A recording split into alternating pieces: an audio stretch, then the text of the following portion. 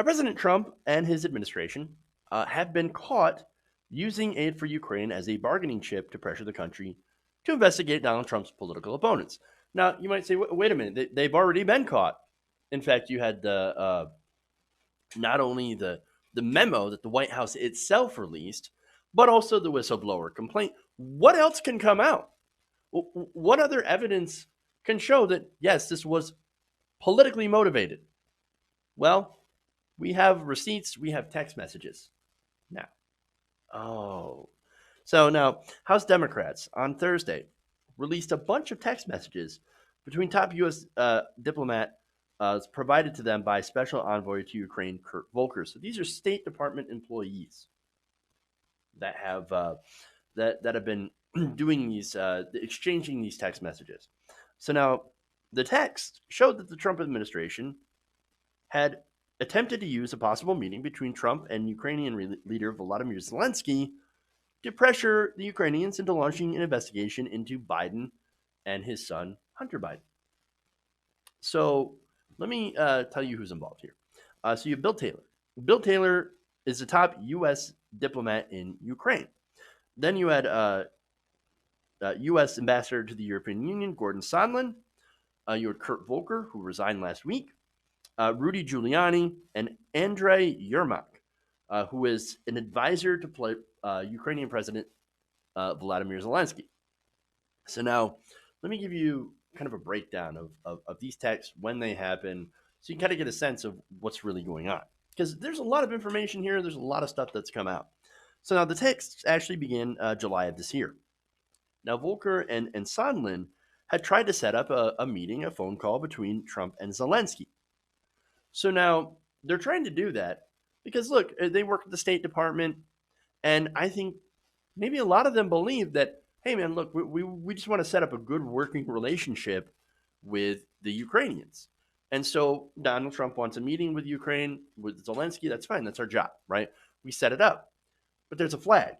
Already, Trump wanted those two to set up a meeting by involving Rudy Giuliani. Giuliani, of course, being Donald Trump's personal lawyer, doesn't actually work for the government, doesn't actually work for the State Department. Donald Trump's personal lawyer, what is he doing trying to set up meetings with leaders of foreign countries? That's some weird stuff going on. But there's more. So now Volker had texted Giuliani on July 19th. Mr. Mayor, I really enjoyed breakfast this morning as they went and had meetings. As discussed, connecting you here with Andrei Yermak, who is very close to President Zelensky, one of his personal aides. The same day, Volker and Sondland had exchanged their own texts. Sondland said it looked like there would be a POTUS call tomorrow, and said he spoke directly to Zelensky and gave him a full briefing. He's got it. Volker mentions his breakfast with Giuliani, and Volker writes, most important is for Zelensky, and this is key. Most important is for Zelensky to say that he will help investigation and address any specific personnel issues. Uh-oh. Already, right?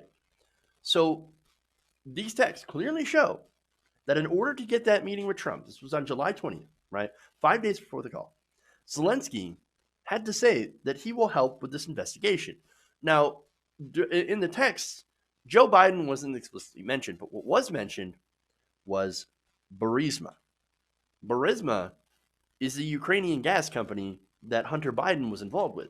And Hunter Biden was getting paid $50,000 a month to what? I don't know. I don't know what he was doing. And so, yes, that appears to be a level of corruption. That is systemic corruption. That is this Ukrainian gas company putting Hunter Biden on the board simply because his last name was Biden. And so, yes, that is a significant issue as well. And so now the administration is trying to pressure the leader of Ukraine to do a corruption investigation into that. Which, by the way, there was already an investigation 2 years before into the so-called corruption of Burisma. And they found, of course, actually nothing illegal that Hunter Biden had done.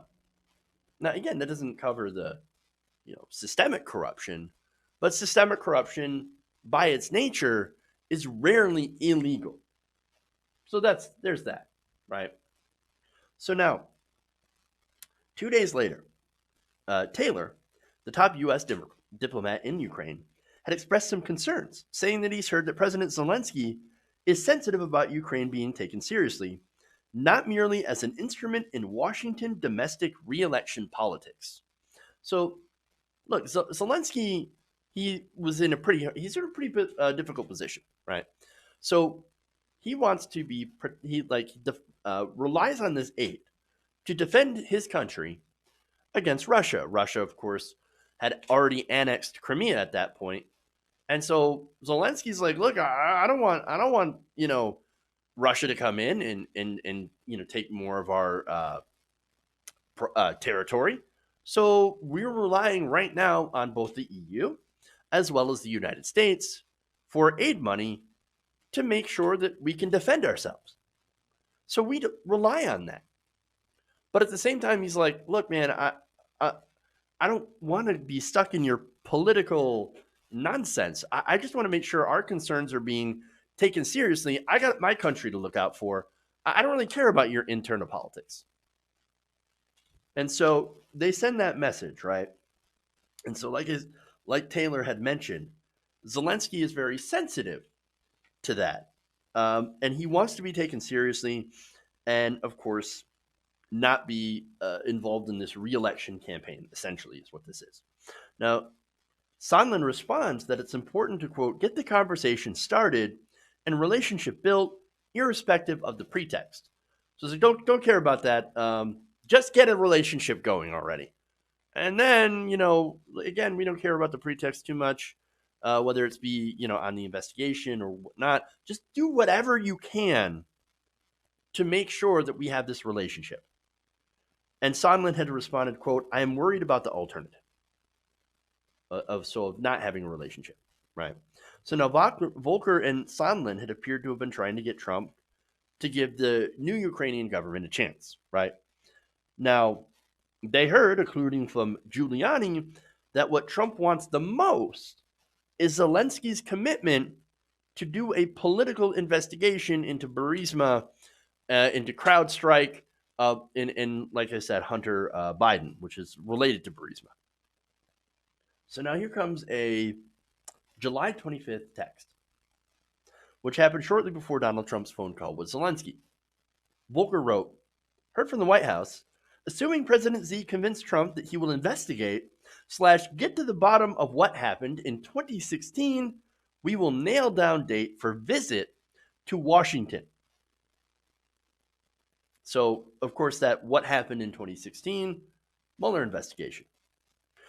If you discredit the Mueller investigation, which is what part of this is, and it's related to this insane thing that there's some sort of server sitting in Ukraine or that's involved with the Mueller investigation and the origins of or as Trump would say, oranges, of the investigation into President Trump and Russia.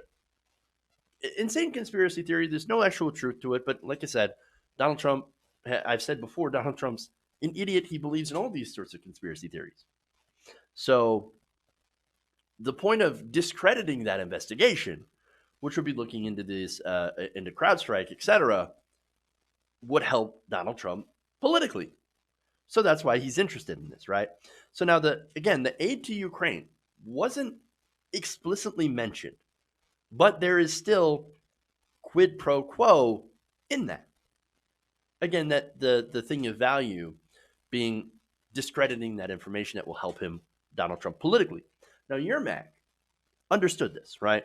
And after the call, he texted Volker mentioning both dates for a Washington visit and asking dates that he can meet with Rudy Giuliani in Madrid. Now, the next text came on August 9th, where Trump's people wanted Zelensky to make an announcement that Ukraine would conduct those investigations that Trump had asked for during that call with Zelensky. Now, Sondland, in a text, he wrote, quote, I think POTUS really wants the deliverable. He adds that it would be good to get a draft of the statement from Yermak in advance to, quote, avoid misunderstandings.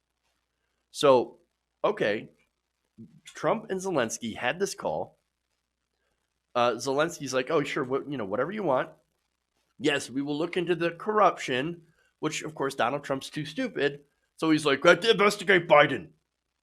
Instead of saying, let's investigate corruption, as the aides have been trying to say, and basically send that coded message so that they're not outright saying, investigate my political opponent. Again, Donald Trump's too stupid to actually figure that out.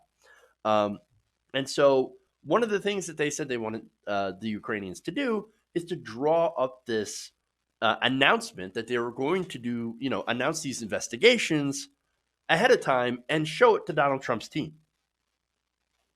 Now, the next day, Yermak says it would be possible to make the declaration, that it would make more sense, but that it would make more sense to do it, quote, after we receive a confirmation of date for Zelensky's White House visit.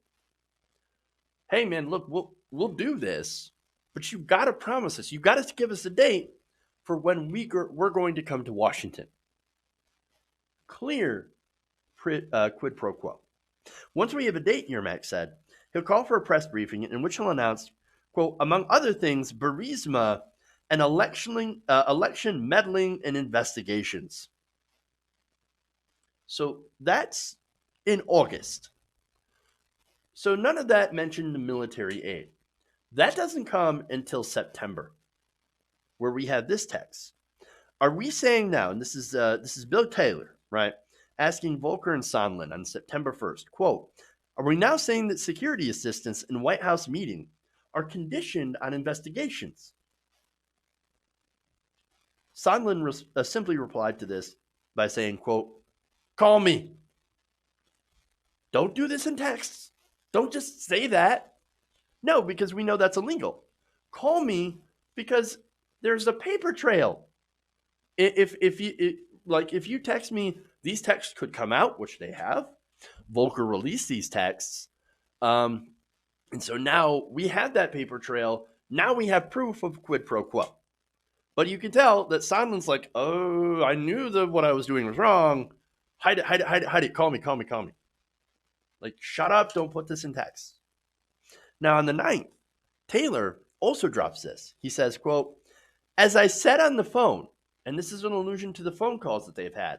And so it kind of gives you insight into their phone discussions, what they didn't put in texts. Quote, I think it's crazy to withhold security assistance for help with a political campaign. There it is. Boom. Quid pro quo. Right there. They had this conversation. This is withholding the security, the nearly $400 million to Ukraine for help with the political campaign. Ladies and gentlemen, we got them. It's right there in the text. Now, look at this response. And this is the greatest cover your ass talking point response. Sondland, nearly 5 hours later, after that first text from Taylor. Quote, Bill, I believe you are incorrect about President Trump's intentions. The president has been crystal clear. No quid pro quos of any kind. The president is trying to evaluate whether Ukraine is truly going to adopt the transparency and reforms that President Zelensky promised during his campaign. I suggest we stop the back and forth by text. If you still have concerns, I recommend you give Lisa Kenna or S a call to discuss them directly. Shut up. Call me if you have any issues. By the way, no quid pro quo, no obstruction, no collusion. I almost expected him to say that. That is clear quid pro quo. The administration held aid to Ukraine, and these State Department officials knew it, and dangled a meeting between Zelensky and Trump for 100% partisan political purposes. It's so incredibly clear. Right there. Now, Brookings Institution fellow Scott Anderson, after reading these texts, said this: these Kurt Volker text messages are filled to the brim with quid pro quo. I never expected anything this explicit in writing. It's truly astonishing. And again, it's because you had Bill Taylor, who had some reservations, as well as Kurt Volker, who resigned because of this, coming out and saying, wait a minute. This is not what we signed on for. We know this is 100% illegal. You cannot do this. You cannot pressure a foreign government into doing personal political favors for re-election. You can't do that. It's illegal. And there, the Trump administration, they did it. Like I told you, Trump, and here's the thing. These guys were using that corruption, right? Isn't it funny how corruption, when it comes to Ukraine, never actually involved any Ukrainians? When they say, oh, there's so much corruption in Ukraine. Really? By who? By Ukrainian? No, never. No Ukrainians were mentioned. All it had to do with was Joe Biden. There it is, man. Now, Trump, again, too stupid to cover it up. He's never been smart at all. And now, there is one genius move that he has done, though. And that is enlisting the State Department, who worked with his personal lawyer, Rudy Giuliani, to set up this whole thing. But it's not just those two. You have other people involved as well. Again, members of the State Department, the Department of Justice, even the vice president is now involved and implicated in this. So now he's got everyone all connected, all in an effort to try to dig up dirt on Joe Biden. This is quid pro quo. Purely political, purely partisan. And if you do not see it, you're blind to it. The president is a criminal. And it's very, very clear that he must be, for his criminality, removed from office. Hey guys, hopefully you enjoyed that free video. Now I'm going to have to ask you a favor. Between the demonetization and the YouTube algorithm messing around with view counts, etc., we're having a hard time adjusting to the new YouTube reality, which is where you guys come in. See, we have a Patreon, patreon.com/TYTNation, set up to help us rely on you guys, the viewers, instead of big corporate ads. Look, you know the show. You know how I'm not in favor of big corporations anyway. So help us transition away from relying on the ad model to pay the bills and sign up to be a patron, patreon.com/TYTNation. That goes a long way to help us keep the lights on.